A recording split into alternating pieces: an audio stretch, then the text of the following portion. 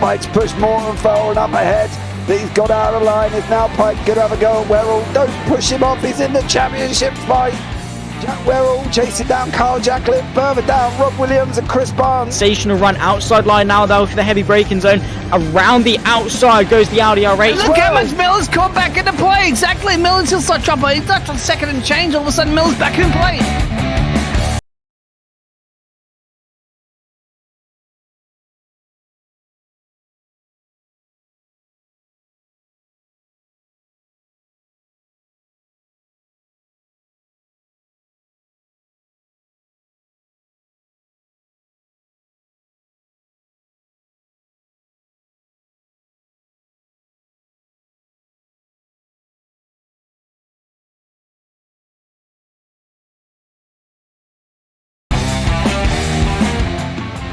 Moving on to the back end of Phil Jocelyn. So there's been a lot of movers and shakers in this first 2 laps here for race. Absolutely serious racing league. Everybody's allowed to have fun. Yeah. It's all about the entertainment, so I hope everybody is enjoying themselves out there in the chat. We know that Ron is been enjoying himself watching the Burger King machines off into the grass a little bit there as they're really bunching up now.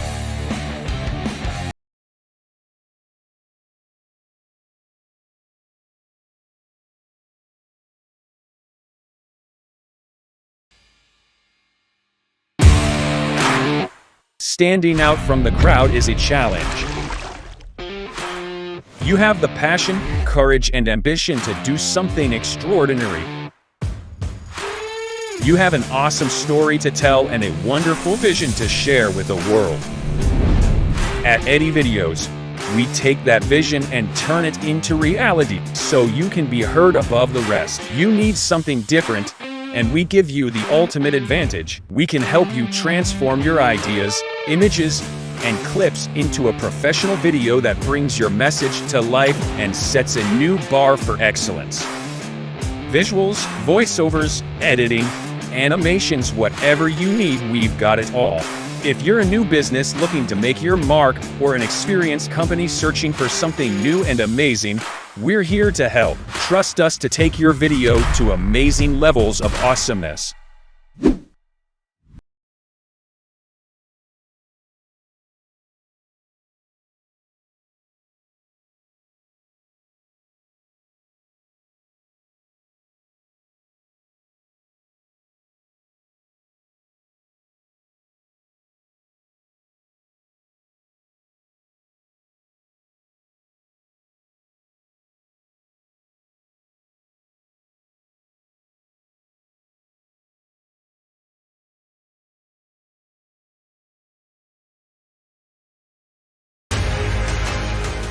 Does he have it? Medeiros is going to get it. Look at Johnson. They haven't got it. He's on the outside line though, going into the fastest corner on the circuit. Surely this can't work. Dominic Ligner has got a sensational run outside line now though for the heavy braking zone. Around the outside goes the Audi R8. Look how much Miller's caught back into play. Exactly. Miller's still start trouble. He's left on second and change. All of a sudden, Miller's back in play. Can Barry do it? Big Barry's going to do it. Big Barry!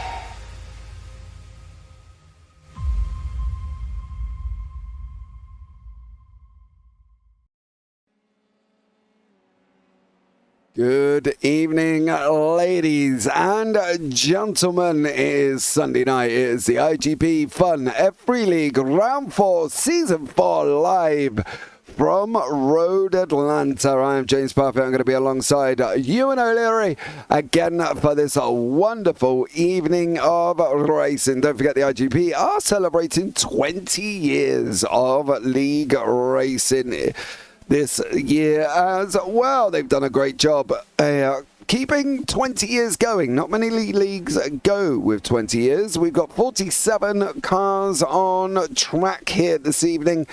It's going to be very, very interesting. We'll bring you up the top 30 scores as they are at the moment. Greg Six and Max Bartolotta are tied on 126 with Kenzie Neuhoff. on 124. Antonio Jimenez on 113 with Evan Way on 111. Luca Varani on 107. Connor Gibb up 4 on 100 points in 7th. Robert Ridgway in 8th on 98. Jack Williams on 93. Adam Townsmer on 92. Stuart Milne on 87 in 11th. Chuck Morrow on 84 in 12th. Andy Flint on 80 in 13th. Timo Braun on 79 and Will McIntyre below that on 73. Marcius Putnieks on 65, Ben Gaiotti on 64, Ivan Zaranu on 63, Vyacheslav Potapenko on 62 and 19th, Christian Glamsita in 20th on 56 points.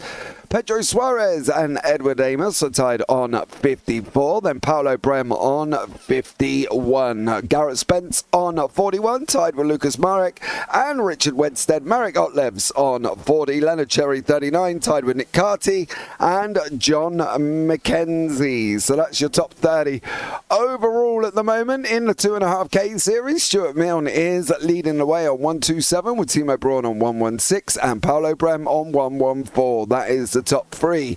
In the overall teams, Hydro Race Racing Forces is out in front on 178, followed by on 172 by Scudiera Hydro Race Racing Forces Formula Sim Racing Team by iRace. There with No Limit Sim Racing in third. There's a lot going on here. We've got an purple zone, which basically means no active overtakes, and that runs all the way down to turn 7. So it's turn 7 before they can start racing, which will mean that run down to 10A and 10B is going to be very, very interesting. 37 laps, 1 fast repair. Let's see how these guys go on. Let's bring Mr. Ewan O'Leary into the booth with me. Ewan, welcome in, dear sir. How are you? Yeah, very good, thanks. And looking forward to another round of this series once again. We've seen a lot of Road Atlanta this weekend, haven't we, really? I've got to say. Petit Le Bon in iRacing was only yesterday. I think the last of the splits would have only ended this morning, as far as UK time is concerned. There is a late split for the Americans. So there's been a lot of running around this circuit in recent times, in recent weeks indeed as well, or this recent week. So everyone's going to be very well practiced around here, and we've been made aware that some of the drivers did or shared a team in Petit Le Mans this last weekend as well. So they'll be very well practiced around here. But I really like the circuit. I think it provides great racing. I think it provides great challenge in terms of driving as well. And it should be a good race. It should be, yes. The people involved were Andy Flynn, Adam Townsmer, Kenzie Newhoff are the ones that we know of, and Timo Braun also run the event. But they are the ones that have currently told us have run the event. There may be more, guys. I'm not going to lie. Out of a complete list of drivers, and when you've got 47 drivers on the grid, going to make this very interesting. During practice, Ewan, turn 1 seemed to be a bit of an issue. Turn 5 also with the famous curb on the right hand side. I will say some were getting it wrong on the entrance into turn 7. So there's a few flashpoints that could cause a little bit of an issue for some people. I think that could be the problem.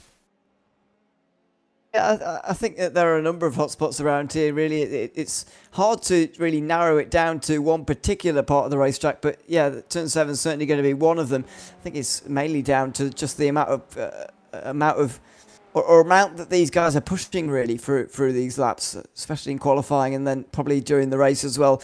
They often tend to run very wide there, and as you're slowing down for turn 7. You find yourself braking on the grass, basically. It always is an attritional race, though. Luca Varani hands us always a couple of notes, doesn't he, before these races, and that's one of the things he mentioned.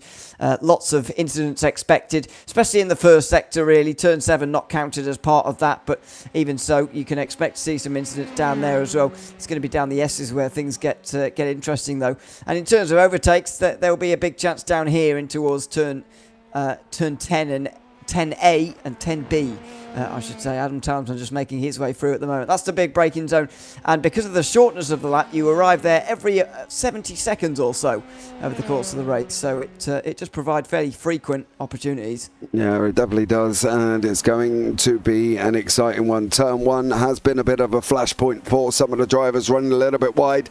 They seem to not be able to get off the curb, but when they get on the curb at 1, it is like they are stuck there. That's the thing. They kind of put 2 wheels to the left of it, Ewan, and by the time they get the other side, it kind of almost velcros them in and they can't get off. That's one of the things I've noticed during practice, is the fact that they put 2 wheels onto the curb and it just, I don't know, it almost just kind of like magnetizes them over onto the grass.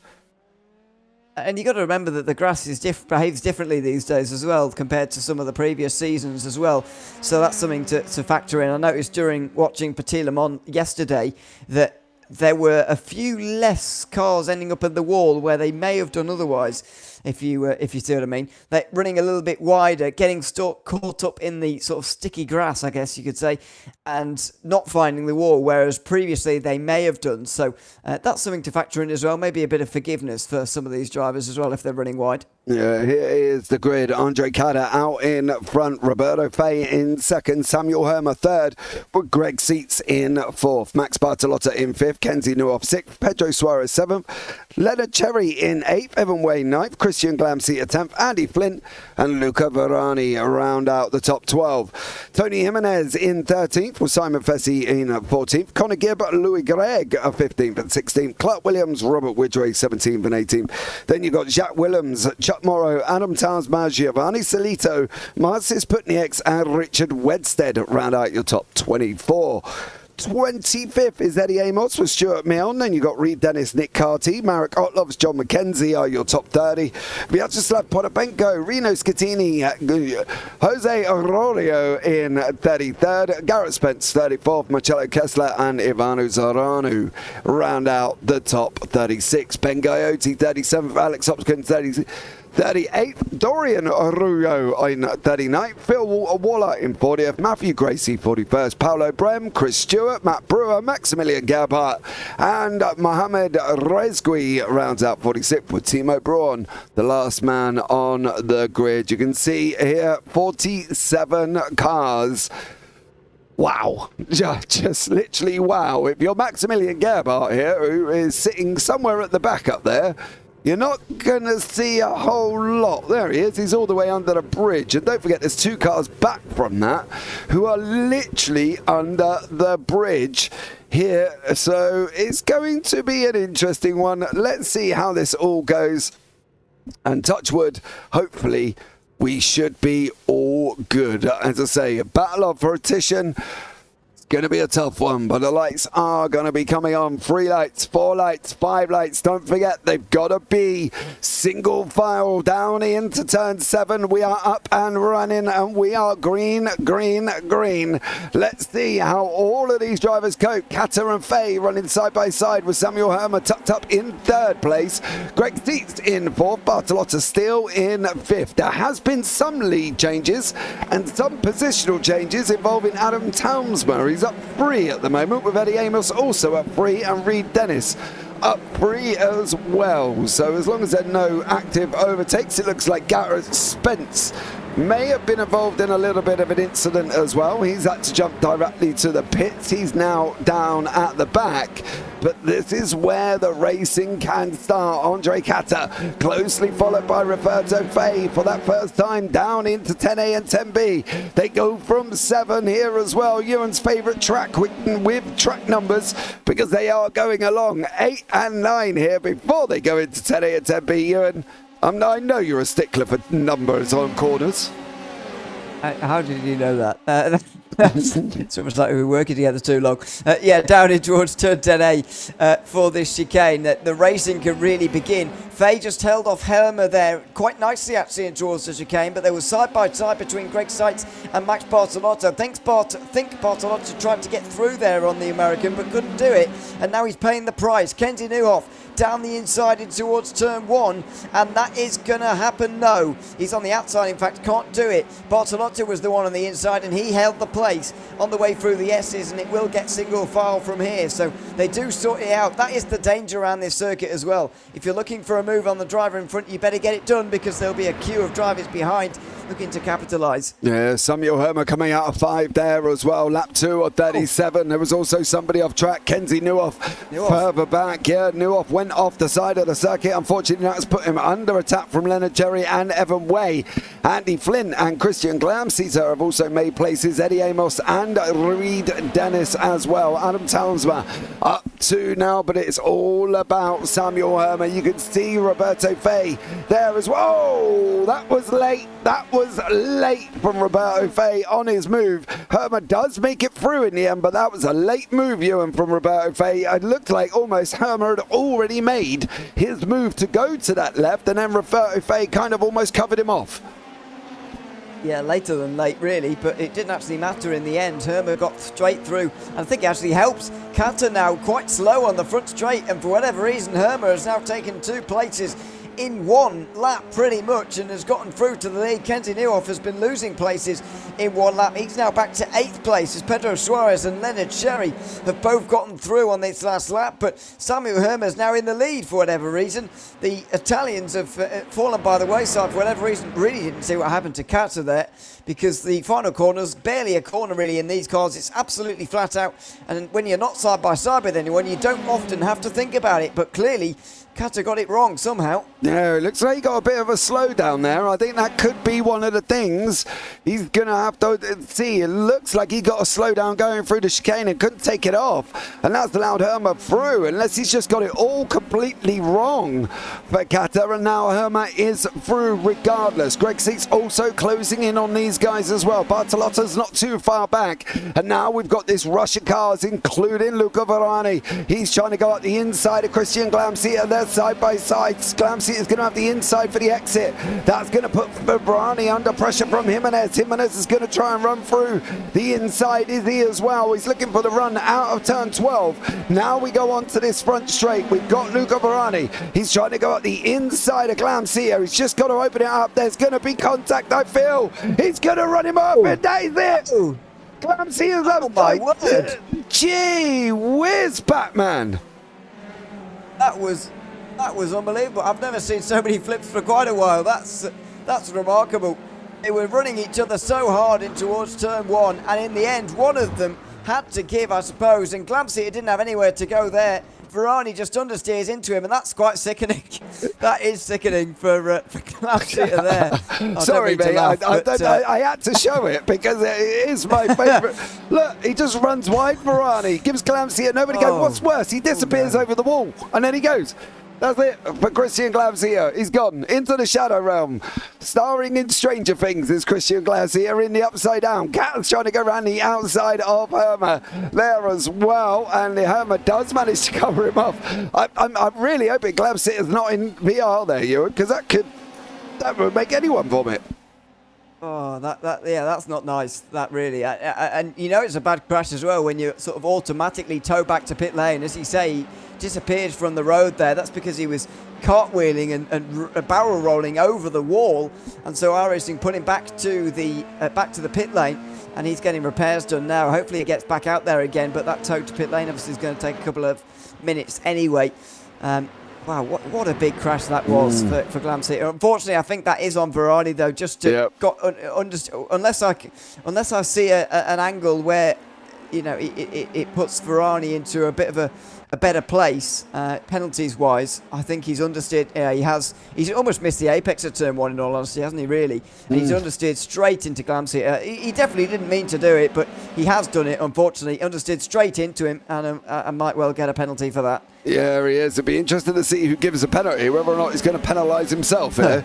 Andre Kata going on that inside again with Samuel Hermer. He's going to make it through this time. Samuel Hermer tries to cut back. He's going to run round on the exit. He's going to run wide. He's going to get it there as well. Great job from Hermer. Kata didn't have any response. Roberto Fay, Greg Seats is on the back of them as well. Bartolotta's closing in once more. You can see Cherry alongside Newhoff has not had the greatest start at the moment. moment is Kenzie Nuoff. He's now only down one. Connor Gibb finding out with Tony Jimenez there. There was a move in the background, and I believe that was Jack Williams, who just lost a place to Simon Fessy here as well. So it looks like Fessy may have cleared Williams going forward. Richard Wedstead has got Putnieks, Milne and Otlovs tucked up right behind him as well, as they're going running up round turn 2 and down the hill into 3. It's been a fairly action-packed start, Ewan, but you can see we've got 1, 2, 3, 4, 5, 6 groups developing in the top 25. Yeah, it's starting to split apart a little bit, but this is what happens at Road Atlanta. Things generally don't spread apart that much, really. The slipstream fairly effective, especially on this back straight, and it keeps things very close together. That's certainly the case for the top 10 or so, as now Greg Seitz and Roberto Fay go side by side in towards the chicane. It's Seitz who's trying to make the move here, and he has done in the blue and yellow up to third place. Fay going backwards, and Pedro Suarez takes advantage as well, and so are some others. Here comes Max Bortolotta trying to make a bit of a resurgence back into the top 5. Yeah, Bortolotta does go past Roberto Fay's running Pedro Suarez side by side almost up into turn 1. They've got to be careful coming through 2 and 3, a quick right. Now they've got to grip the curb on the exit of 3, running down the hill into 4. Roberto Fay now behind Bartolotta. Nuoff trying to stick his nose up the inside with Leonard Cherry once more as well. As these guys go through 5, we go on board with Nuoff. Now he's running with Fay on that run down into 6. Is he going to be able to take this inside line? Down through the gears he goes into 4th gear now on the exit, coming into 7, down into 2nd gear. On the gas we go with Nuoff. It's going to be tight for Kenzie Nuoff. He's got to get the grips at the moment. He's down 1 from where he was originally, Ewan, and now he's got to be looking at trying to get that place back. It's going to be a big slipstream required here, but with everyone in this train, I can't see it happening for Nuoff on this occasion. It should be a single file moment for everyone, and there it is in towards the final chicane. So top 10 once again staying roughly the same. There'll be changes further back, but this is the group really from 5th on backwards. The top 4 are beginning to get away from this a little bit, and those further behind are getting caught in this train, slipstreaming off of one another. And if they want to actually win this race or get any further up the field, then they will need to start making progress very urgently. Thinking of the likes of Kenzie Nuoff, who rarely finds himself out the top 5 really, currently running in 7th, is lower than where he would expect to be. Oh, Bartolotta's got to slow down.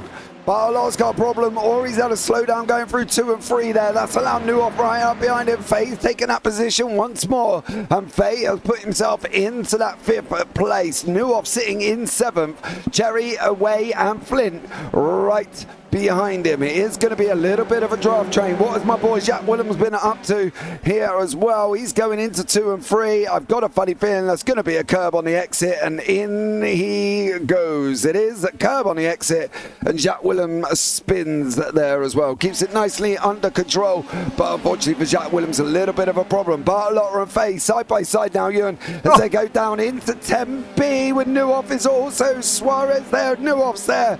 Fay's there, and Bartolotta does make it through. It was Sherry and Way who very nearly made contact on the way down towards the chicane, and look at the gap that's created, that battle for 8th place. Andy Flint caught right behind it and doesn't really know where to go, can't go anywhere, even if he did know. Nuoff can't make his way through, Flint can't either. Side by side in towards the opening turn of the of the circuit, and Sherry holds on ahead of Evan Way, but they were so close to making contact into the chicane. Fay with a big old tank slapper coming out of 3. He's now lost a place to Nuoff. Bartolotta's got on his bike a little bit. There's been an accident, and it looks like there's been quite a big one with no fewer than 5 cars involved. Let's have a look with Jose Arroyo as he comes back onto track. Oh! He's still coming back on. Oh. Well, this is the kind of thing that can happen at Road Atlanta, really. We saw it many times yesterday in Petit Le Mans. It's a dangerous circuit when you go off the road. So Arroyo comes back on the circuit like that and goes straight into someone who's into the wall, and then can't really control his car anymore because it's so damaged. And then he's stuck in the middle of the road, and gets involved with others. So a real shame. I think we're giving a little bit more credit than credit's due here. I'm not going to lie. Right, so the rejoin needs to be talked about. So there's the first one. But here he's not even turning right. He's not turning right. He's just going. But you're not. He's got damage though. He's so damaged that if he just turned right there, he would have spun and he would have ended exactly where he did anyway, in my opinion, because his suspension was so broken. His car was so broken that the steering wheel really was about as much of a guide as a hand out the cockpit, to be honest. So I don't know. I think he would have ended up in a very similar place, having steered anyway. Well, that involved Jose Ororio, Matt Brewer, Mohamed Amani Renzgui, I think, as well, and Paolo Brem all were involved. Phil Waller was another one that got caught up in that as well. So that's almost 4 drivers there. Christian Glansita has been off track. He's come back on again. Glamsy is now... Oh dear, it looks like Glamsy has just had a bit of a horrendous one here. Not again. Another one. Yep. Not going to lie. Oh, Christian. Don't back into the wall. Oh, he has. Oh no, he's just avoided it, I suppose. But even so, even more of a disaster. As Kenzie Newhoff there didn't give a lot of room to Roberto Fay, did he? That was on the front straight. I guess he did just give the exact right amount of room, but if Fay turned right anymore, he would have been straight into the side of Newhoff. That was all very close.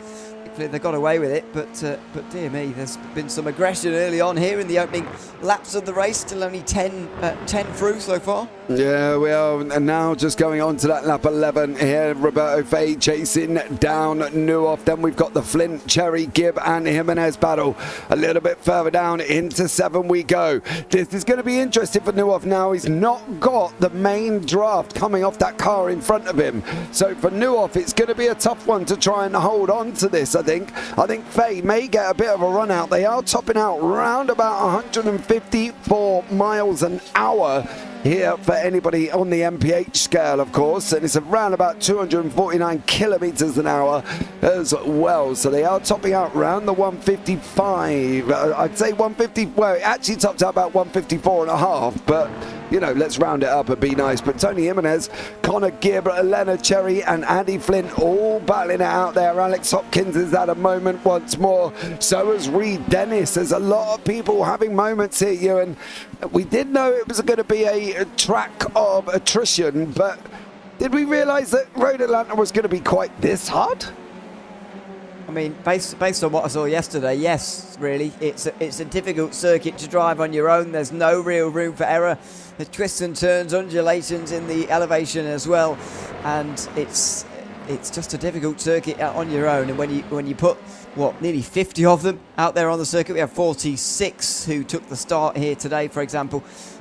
It's a very, very busy racetrack, so I can't say I'm too surprised. In all honesty, it's just a very, very tricky circuit. One of those that you've really got to accept and stay out of trouble, really, for a lot of these drivers in the field, and that will gain you a lot of positions in the field as well. Yeah, I think just keeping it on the grey stuff. You can see the battle spreading out up front as well. Hermer's leading by 2.5 seconds over Qatar, over Suarez, over Seats and Bartolotta are literally split by about a second each. Phase 1.3 further back from that.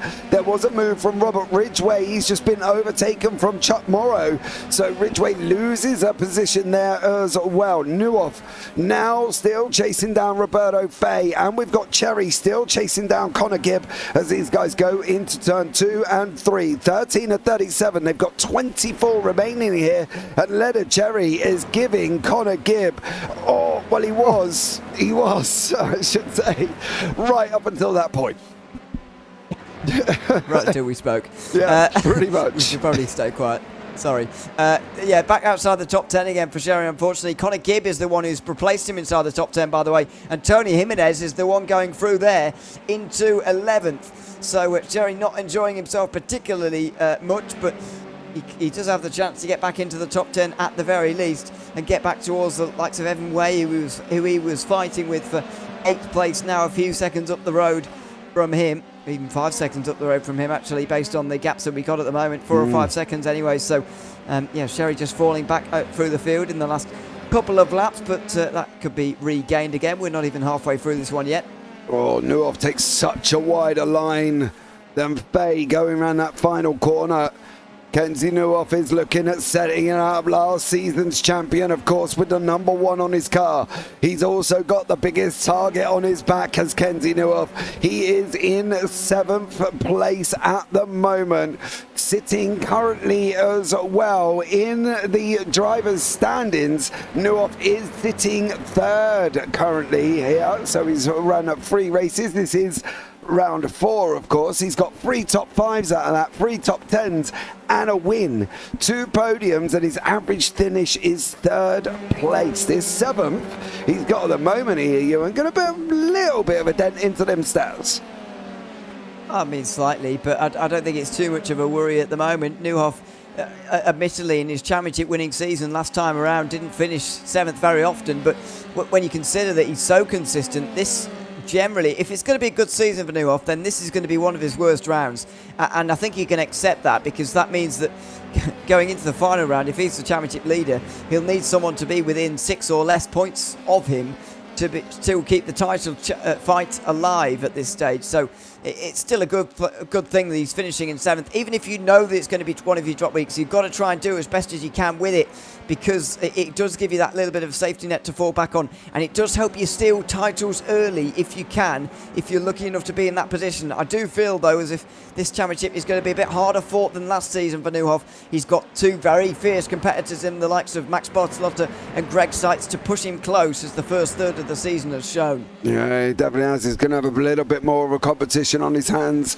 Here's Nuhoff. I don't think he's going to have it all of his own way. He didn't really have it all of his own way, did he? He wrapped it up 1 race before the end of the season last season, so he got it done a little bit earlier than what we would have liked. You would have loved the last round shootout, but at the end of the day, he still wrapped it up. Roberto Faye, one move. There you go. Faye does make that 1 move, as Nuhoff is now going to go on the inside, coming down into 10A and 10B. Nuhoff's going to go through. There was a little bit of an action up front as well. Greg Seitz and Max Bartolotta almost going side by side. Leonard Cherry and Clark Williams are constantly swapping places backwards and forwards, and Cherry has gone through. That is 1, 2, 3, 4 times they've swapped already, Leonard Cherry and Clark Williams. So Williams takes that long, wider line. He's going to have a faster run coming out of that final corner. Is he going to be able to get up alongside Cherry here as well? He is now. Is Cherry going to give him the room, or are we going to see a Varani moment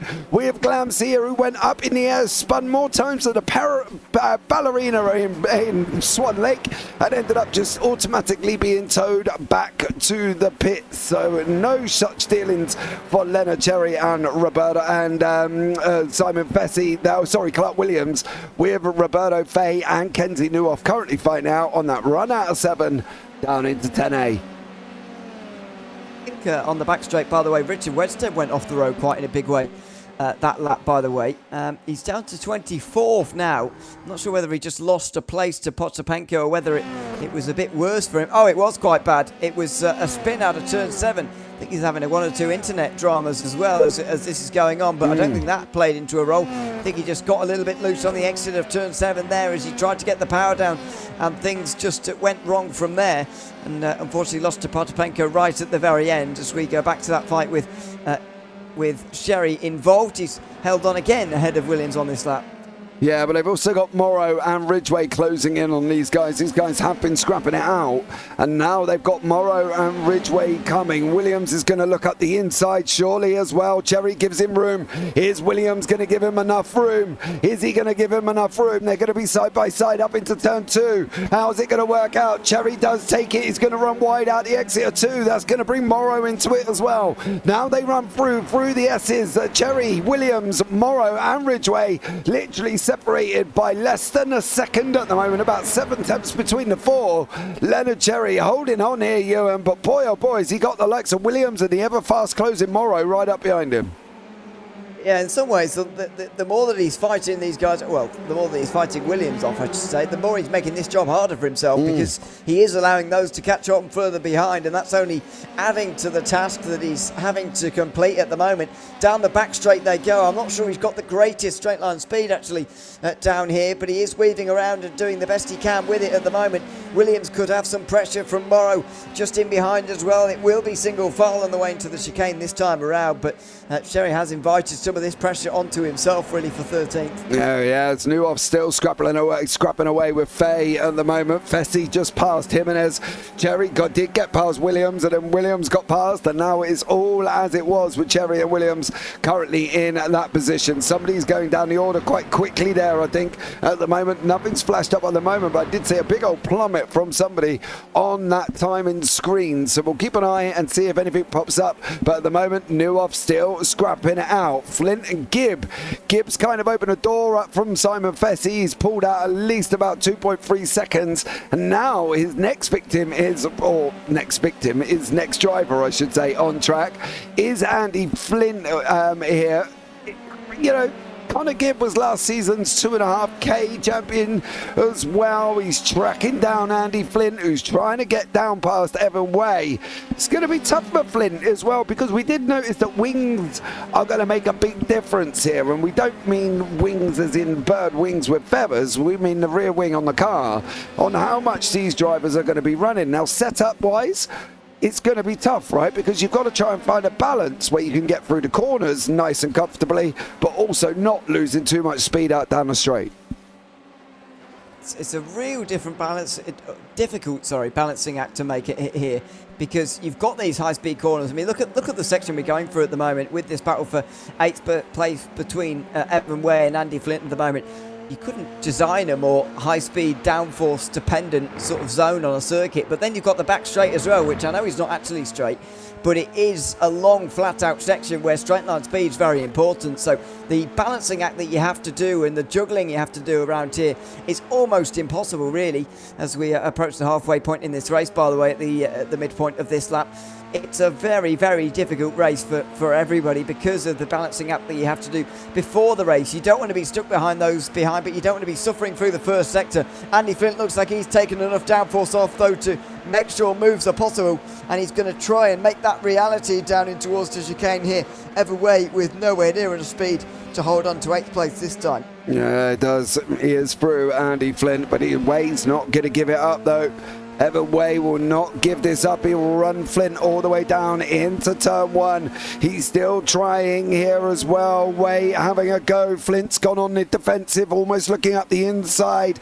But now comes Evan Way as he's looking up the hill. Is he going to get that run as they go over the hill into turn 3 and 4?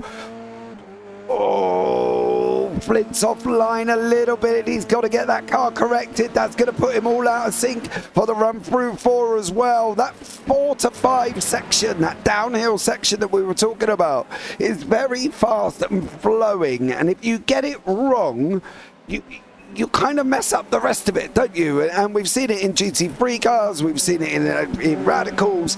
If you don't hit it right coming out free, it kind of puts you offline there as well. Now, obviously, for Andy Flint, he coped with it a bit better, but obviously the high downforce of the F3 allows him to move that car back in positions. But cars like GT3s and that haven't got that. So once they're offline, Ewan, they seem to be offline all the way through. Yeah, it's one of those things, really, from the way at turn 2 and 3 at the top of the hill there, you've got to be online, because if you're not, then you are in trouble on the way through 4, then the S's and turn 5 as well. You'll be all out of shape. Thankfully, it's a relatively short section of this racetrack, which does help you, I suppose, but even so, it's a very defining point of this track. It's what people think about when they think of Road Atlanta, especially when they're thinking about traffic and multi-class traffic like you saw it yesterday at Petit Le Mans. It's less of a factor, of course, in single-class racing, because you just know there's an agreement that really you very often be single file down the hill there, but it's still a challenging point on the racetrack. Thankfully, these F3 cars have enough downforce, have a good amount of downforce on the cars, and they will stay on the road more often than not. But that doesn't mean that your line's not important. You need to get it right down there to set yourself up for the rest of the lap. Yeah, absolutely as well. Joe Mack is in YouTube chat. It's all coming from, watching us, I should say, from Dublin in Ireland. The weather is fine and warm, he said. So that's good. As the UK's been quite nice here as well. Simon Fessy having a go with Connor Gibb, running down into 10A and 10B. Fessy does make it through. Gibb's got no response. What's happening with this Williams, Ridgway, Morrow, Cherry Button? You can see Morrow. Oh, you can see he's pulled out as well. Ridgway pulled out to have a go at Williams. Morrow's pulled out at the same time. Cherry's now down 3 places here because he's at the back of the run, Ewan. We said it isn't doing himself any favours, but we didn't know it was going to do himself that horrendous amount of favours. Well, I think as well, it's a surprise to find him down in 16th now. He's running inside the top 10 earlier on in the race, of course. And once again, as I say, he wasn't doing himself any favours, but what else can you expect him to do at that point? Exactly. Of course he's going to defend his position. It's not one of those races where you can let someone through and hope you'll get them back later, because more often than not, there isn't a later in this race. They're relatively short races, so I don't blame him at all for defending in the way that he did. But unfortunately, it's just meant that there's so many drivers have caught up to him, and unfortunately, they've all passed him as well. Now down to 16th place is a bit of a disaster for him, really. But given that everyone's still so close together in front of him, then maybe he can take some of these places back again. Yeah. Well, let's hope here. Let's see how he gets on. What is happening up here with Simon Fessy? He is having a go with, he's got Connor Gibb behind him. So Gibb trying to get hold of him. And just as I come off the Morrow Ridgway battle, Morrow is just past Ridgway down into 10A and is now going after Williams. Cherry, Oh, my word. Oh, that was quite a save. That was unbelievable. He saw the two battling in front, and let's see quite how this transpired, because the two in front sort themselves out. He tries to get on the power as early as possible, and his hands had to be as quick as you like there, quick as a flash, and he ended up saving the car, but that could have easily gone wrong, and it has done now. Oh, no. That's coming out free. Is it the curb? Is it the curb? He has... Yeah. Oh, is it both curves? Both curves, Leonard Cherry. Oh, Cherry. Not done himself any favours on lap 23, and he's jumped back to the pits as well. He's now got to sit back and wait, and that's all he can do. You can see on the left-hand side, they're quite spread out at the moment. Closest one would be Suarez with Bartolotta. That's Qatar in front of us, so that's your second, third, and fourth battle. Putty X has just moved out the way in the background. Bartolotta's going to try and have a go. Seitz has not really made the impact that I thought Greg Seitz would actually make. Newhoff's off the road at turn 1. Kenzie Newhoff is off the road, the reigning champion. I think it's just a running wide here. Is it bad? Oh, it's quite bad. It could have been worse, though. It could have been a lot worse. And the exit of turn 1, he's gotten away with one there. My goodness, the curb has sort of dragged him off the road, if you like. And he's survived a big scare there. Yeah, I think that was one of the things I said to you, though, didn't I? You could see it with Newhoff. He touched the outside curb and it almost magnetised him in and just pulled him off. He didn't look like he had any response. He didn't look like he could go anywhere. But the only fortunate thing is before, he would have been in the wall. So now with that grass area that's been the added depth to it, I suppose, has allowed him to go there and managed to hold it. But Suarez is trying to go there, and he's trying to go there over the Italian here in Qatar. Suarez is going to look for the exit out of turn 12. Down the hill, take the wider line. Qatar's had to turn it up. Here comes Suarez. He's going to be alongside now and through turn 1. Please don't Ferrari him up into the air. He nearly did. Oh! He nearly put him. They're still going. Qatar there.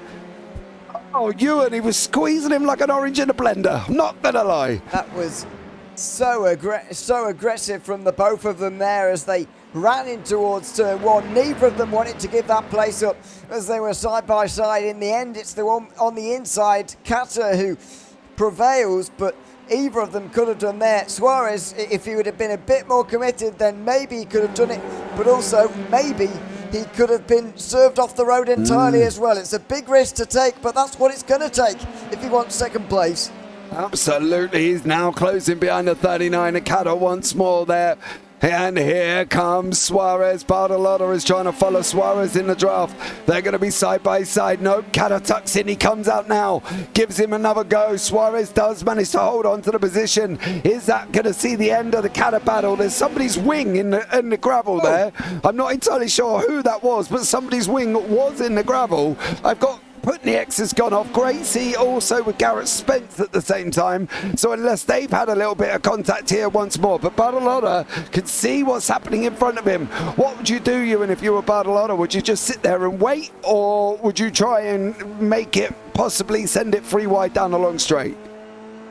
Yeah, I would sit there and wait at the moment, to be honest, especially given the way that these two have raced each other so far. I don't think adding another car into that equation is going to make things any better. Suarez and Kata could well take each other off by themselves. They don't need any help or assistance doing that. The only problem that Bartolotta has got is going to come from behind now. Greg Seitz, if he gets involved, then Bartolotta has a problem. He's got to at least hold on to this position. I wouldn't get involved though, just depending on what happens here. If you think Suarez is going to get away from Kata in the next few moments, then it is worth getting involved. But I can't see that happening. It could be three wide into the chicane. It is. It is. Look at this. We've got a three wide sandwich. Kata's gone through. Suarez says, no, I'm not having that. Bartolotta's trying to make, but here's going to come Suarez. Bartolotta got it all wrong coming out of the final corner.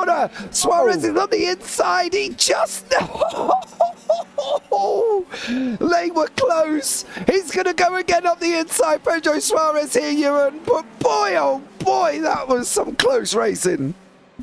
That was very, very close, and Bartolotta was just aggressive enough to put Suarez off going for that move. Really, in the end, it was the smart choice from Suarez just to stay behind. Don't get yourself involved with that, because it could have ended in disaster for absolutely everybody. Thankfully, he didn't, but this time he's bided his time and he's gone through. Bartolotta's done that to himself through turn 5, and he's lost all of that work that he's just done. Back from third place to fourth in a matter of corners. Yeah, he ran a little bit wide out of turn 5. He bounced it as well, but Greg Seitz is also getting involved in the mix. We've got 8.7 seconds with Samuel Hermer. We've still got 10 laps of racing remaining here in the iGPFun F3. Now here comes Bartolotta again. He's going to have a go. Suarez can't move out. Suarez is blocked in behind Kata. They're going to almost take it too wide. Suarez is on the receiving end of the tighter exit out of 10B. Greg Seitz is having a go as they come down the hill now as well. Oh, Bartolotta almost lost a nose. He almost lost the nose, but Seitz is coming at Suarez. Seitz is coming at Suarez. He's got past Bartolotta there as well. Are they going to run it too wide? Seitz is trying to get up. Oh, Mr. O'Leary, they're literally throwing the cars at each other. They really are, and at the moment it's just fantastic racing. Thankfully no one's thrown anyone else off the road. Seitz has been all ragged there through the S's and a little bit out of shape. Bartolotta and Fay close in massively, but what racing we've seen between these drivers so far. It's been absolutely wonderful to watch as of right now, and hope it continues as well. But those further up the front of this battle, the likes of Kata and Suarez, now have the opportunity to almost get away from this fight and leave them fighting for what would be fourth place. Yeah, Kata's got cleared that back marker. Suarez got caught up a little bit as well. He's lost a bit of time now here once more, but here comes Seitz. Here comes Bartolotta. Here comes Fay as they travel down. They're spread across the track. They're too wide. Here once more, Suarez manages to make his way through. Bartolotta over Seitz. Fay's now going to come up under the bridge once more on the inside. He's going to have to tighten up 12 here as well. Roberto Fay's got to be a little bit more careful. Now comes Seitz on the outside. He's trying to hold off Fay there as well. Does manage to hold on. Oh, he's gonna. Oh, yeah. No, yes. There's contact. There's contact. Oh, dear, oh dear. Huge contacts. Both of them will be out here surely, and this is a disaster for Greg Seitz especially, who's got no front wing now, and he's a championship contender, of course. There's the contact. Oh, it's this on board again. It's sorry quite sickening. Greg Seitz involved with it. There it is. Seitz in the end had a bit of a wild ride there. He's got no front wing now. You wonder whether he's going to soldier on with these last 10 minutes because he does only have just a lack of a front wing and could still pick up some points. But from championship contender to no front wing for Greg Seitz in a matter of moments. Yeah, I was trying to see the run up to that, and I'm wondering if there was a little bit of an internet issue here. Go on board the chopper, look. Watch. There. I don't know. It looks... I think Greg Seitz unfortunately just drives into him, in my opinion, there, really. He had space on his left-hand side, but he continued drifting right, did Seitz, and for me, he causes that incident. Oh, yeah, Mr. O'Leary, you're being very, very harsh there. I think there may have been a gap, and unfortunately, the wonderful world of the internet may have caused them to come together. I've got to be honest on that one. I don't completely believe that it was all on them. But we'll save that debate for a little bit later on. Festi's having a scrap with Gibb at the moment. Roberto Fay, well, he's just going down the order. Yeah, he's gone off again. And he's out now for good. Out for good. And that's no surprise, really, considering the... Look at his car. I mean, he's got no rear wing, for goodness sake. How he's managed even a lap is beyond me. Well, he ain't even got an arch. Look, he's got no side panel. Exactly. How did he manage a lap? Never mind getting to the end. How did he manage that? I have no idea. He's out now, unfortunately. Yeah, well, he's out now as well, unfortunately, for Roberto Fay. He had no side panel, no rear wing, and I'm surprised he's even got that far. But Connor Gibbs still battling it out with Simon Festi. Now, I want to have a chat. We need to talk about the leader, right? He is still out on track, is Samuel Hermer, in that green, mean-looking machine. I'm not going to lie. Look at that. It just looks like he's growling with teeth on the front of him there as well. He has done a great job, hasn't he? He got past the cars as well when he needed to. He took the lead, and it was job done at that point for Hermer. But you can see the complications and the problems everybody else has had with traffic and back markers and each other. He hasn't had anything. He's driven the probably one of the races of his life here today to win this by 10 seconds. Near enough, but he's not even finished yet. It's absolutely massive for Samuel Hermer. It is completely huge for him, and a great drive as well. He's of course not done it yet. He's still got 6 laps to go at the end of this one as he crosses the line. But even so, what a drive it's been from him so far. And it all came down to that battle earlier on, of course, when he was with the 2 Italians trying to get through on all of them at the same time. Came up through from third to move forward and win this race. It was a great pass at the time, and not only has he passed them, but he's pulled away from them as well, which was easier said than done at the time. I mean, you've seen further back how difficult that is to manage over the course of the race. It's not easy to pull away, but Hermer's managed it with relative ease, and yeah, now a huge gap back to this battle for second. Yeah, Suarez has closed back up. Cadder's gone round. Cadder's in the wall. Oh! He's in the wall, yeah. Yep, he is in the wall, and I can guarantee, Mr. O'Leary, the curb at turn 5 has done that, unfortunately, to Cadder. He is in the wall, and that was just off the curb, wasn't it? Yeah, over the curbs, over the bumps through there, which kind of go hand in hand to really ruin your day, and it has done for Cadder, unfortunately. It's been a good race up until that point, but that's the attrition we were talking about at the start of the day that you get around Road Atlanta. It's not only the other drivers you've got to watch out for, but the circuit itself, which can pose you some real problems over the course of the day. And it has done for Cadder there. I'm surprised that's the first time we've seen Turn 5 claim a victim, actually. Yeah, well, there's obviously been a lot more going on, Mr. O'Leary, further back, but that's the first one we've actually seen. I'm not going to say that there hasn't been more, because the event screen has been going absolutely crazy at times, so I'm going to presume that it's not all over the track. Maybe Turn 5 might have got more than the ones we've seen, but that is the first one we have physically seen with Cadder here as well. I like the fact that recovering Jacques Willems has just broken into the top 15 here. Willems and Townsma scrapping it out here as well as Jacques Willems from the SWR team, Townsma from that very long named Scudiera Hydro Forces one there as well. Willems going to go up the inside almost Oh, do you know the good thing about that? Not the fact that Williams went up the inside, it was the fact that Townsman missed a curb on the exit, because we've seen what that could do as well. He got right up to it, though. He got very close. It sort of maximised the road as much as he could, but as you say, avoiding that curb as well, which is what you have to do around there. Otherwise, it is going to drag you off, and Williams would have gone through in that case. But Townsman did a good job running around the outside there, held on to the position quite well, and will continue on that for another lap, but still quite a few laps to go here for him to hang on to this position. Same for Bertilla as well, who's just lost second to Suarez. Yeah, he has. Unfortunately, Bertilla, Suarez did manage to get that move done. We can have a look here as well. Bertilla gets 12 all wrong by the looks of it. Suarez comes through almost side by side. That is Suarez going through. He does take the position before they get into turn one, so that's great for him. Williams has cleared Townsman as well. Looks like he got the run down into 10A and 10B. So a great job from Jack Williams. Moves himself back inside that top 14 after recovering from his spin on lap 8 there for Williams. So a great job and a great recovery by him. Connor Gibbs still scrapping out with Evan Way, and we've still got the Bertilla now fighting it out here as well, and he's still fighting out with Suarez as they go down into that 10A, 10B chicane. This battle is not going to be settled right to the end. I can see this happening on the last lap. I don't know in which order this is going to happen, but I think one version of that is going to take place on this very last lap. It's Bertilla this time who gets up to second, but how many times is that going to change over the course of the final 3 laps as they begin lap 35 of this race? Bertilla back in front again.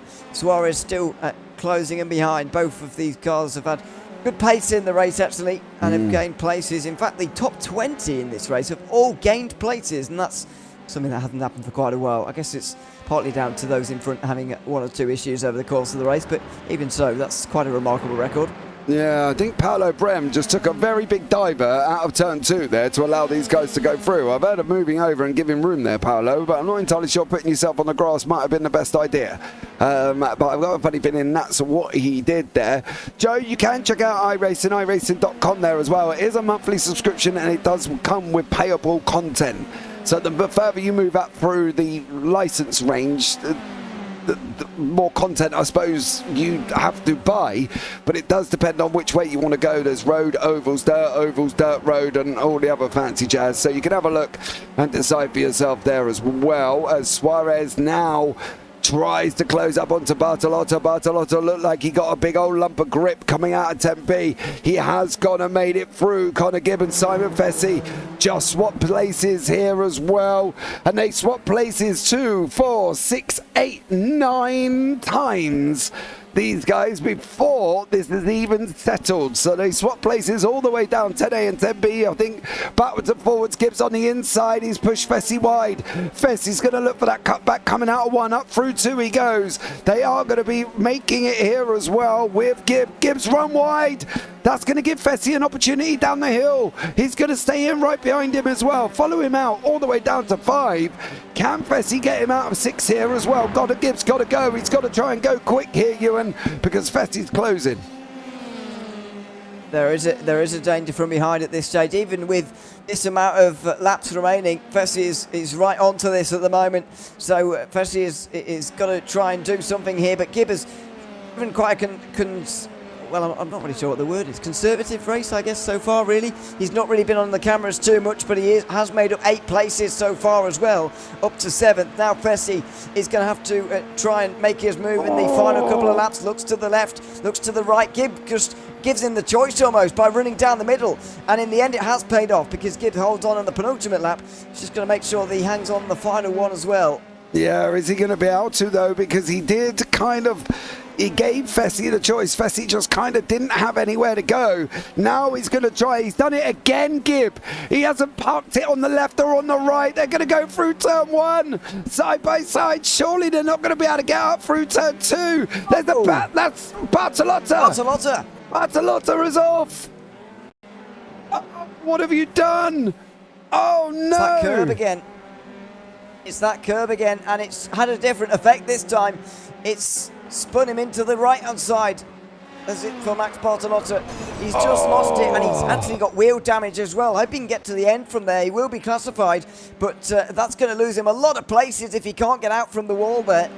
Yeah, Bartolotta, final lap of the race, goes and puts it in the wall coming out of turn 1. But here comes your leader. Here comes Samuel Hermer. He is going to take this by almost 7.5 seconds. He comes over the line, the man from England, and gets the job done, Samuel Hermer. Pedro Suarez is going to hang on to second, and Neuhoff's managed to get himself into third. Wow. Great recovery from Neuhoff there, and Bartolotta didn't help himself, clearly trying to keep that position, but we've still got Townsend and Williams coming at each other as well. They're going down into 10A and 10B. It's the last corner shootout with these guys. No! Oh, you can't end it that way. That was a little bit. That was a little bit harsh. Well, he has made his way through here, and Talsma is going to come across the line 13th ahead of Willems, then Stuart Milne in 15th place. And further back, Bartolotta, I think, is still trying to drive here, isn't he? Is he just going to finish ahead of these guys? Yes. He comes across the line with 3 wheels on his wagon, does Bartolotta. So he did get to the end and conserves what he can, but in the end, it's only, 19th? At the end of that race. What a disaster for the 3 Italians who were fighting for podium places as a photo finished across the line. I think Zorano got that position at the end. Yeah, he did. Over Scattini. Zorano got that position ahead of Rino Scattini for 25th at the end there. But Bartolotta, Fay and Kata all with damage and incidents over the course of a race where they all could have finished on the podium. Yeah, it's such a shame. It would have been a great ending with Bartolotta there as well. But here is your final finishing positions. Samuel Hermer is your winner by 7.5 seconds. Pedro Suarez having a great battle with Andre Kata and Max Bartolotta. And unfortunately for both of them guys, it took a trip off that killed their race. Kenzie Neuhoff in third there. Andy Flint fourth. Evan Way in fifth with Connor Gibb and Simon Fessy. Those guys wouldn't stop fighting right the way down to the line. Tony Jimenez in eighth. Clark Williams, Chuck Morrow, Robert Widgway, your 9th, 10th and 11th. Again, 3 cars that wouldn't really leave each other alone. Louis Gregg in 12th. Adam Townsend in 13th. I'm not sure Williams is going to be too happy about that squeeze coming into turn 10 there from Townsend. But it is racing. Stuart Milne having the rounding out the top 15. Then you've got Marek Otlops, Greg Seitz, Edward Amos, Eddie Amos, Max Bartolotta and Vyacheslav Potapenko is your top 20. Nick Carty, Richard Wedstead, John McKenzie, Chris Stewart, Ivan Zorano just pipped Rino Scattini there as well. Reed Dennis, Ben Gaiotti, Marcello Kessler and Giovanni Solito are your top 30. Then you've got Alex Hopkins, Dorian Orujo, Luca Verani, of course, involved in that first lap incident with Christian Glamseter, who sent Glamseter into the stars. Paolo Bremer, 34th, Maximilian Gabart, 35th, Andre Kata down in 36, 6 laps back after running right near the front. Matt Brewer in 37th, Roberto Fay is another victim as well, 8 laps back here in 38th. Matthew Gracie, Garrett Spence, Leonard Cherry, Marcius Putnieks, Mohamed Rezgui, you might need to tell me how to tell that. Christian Glamseter down 29 laps after having a horrendous start and then it just going completely wrong. Then you've got Jose Arroyo and Timo Brun who didn't take the start. I think we can safely say Road Atlanta didn't fail to deliver, and there were some very spectacular incidents there, Mr. O'Leary, I've got to be honest. Yes, there were quite a few spectacular incidents over the course of the day. By the way, I do feel personally a little bit guilty for blaming Verani so much and digging him out so much for that one singular incident. We're sorry, but we still love him, but he was at fault. Suck up. I know, only because he is organiser of the league. But I do think you're right. I do think you're right. And at the end of the day, I do believe Verani completely missed the apex. You know, and that's the thing. You can have a look at it here. He wasn't anywhere near the apex. So you are right in what you're saying. So from from Varani's point of view, he can't be unhappy about what we're saying because it is true. But if you have a look, I'll stop it just as they come into the corner. And he's just there. There's that gap. Yeah, exactly. And then he just starts running, and then boom. Clamps it is up in the air. Yeah. So sorry to him for bringing it up so much, but he is at fault. Yeah, unfortunately, I do think so. Yeah. Yeah. No penalties, by the way. Actually, move forward from the last race into this one, by the way. So nothing worth particularly mentioning there. But there may be some from this one going into the next. I mean, it was the attritional race that we were expecting in terms of those that ended up finishing on the lead lap. I can only see 27 to 26. Finishing on the lead out of 46 that started this race. That's a high attrition rate. That's close to 50% not making it, finishing on the lead lap. And that's a very high percentage over the course of a very short race like this one. So it was everything we expected from Road Atlanta, but still a great circuit. Still provides great racing. And that's what we got over the course of today. Absolutely. Well, guys, that is going to bring the broadcast to an end. Thank you so much for joining us here as well. Joe, go check out iRacing as well. Don't forget to subscribe, turn on the bells, and give the video a big old thumbs up. Also, guys, if you want to get yourselves involved in league racing, Discord links down below for JP Broadcasting leagues that you can get involved with as well. There's TCRs, GT4s, Clios. You've got the iGPF frees. We've got NASCAR leagues if you want to get involved with them as well through various broadcasts that you like the look of. You can have a look. There are all league links for every single league that we broadcast in their own videos, so you can go and check them out as well. I think, though, guys, that's going to bring it to an end. And as you can say, Road Atlanta has never and definitely did not fail to deliver here. But from myself, James Parfitt, up in the booth here with Mr. Ewan O'Leary, you all take care. Have a great week, and you never know, we might see you on the track sometime. Good night.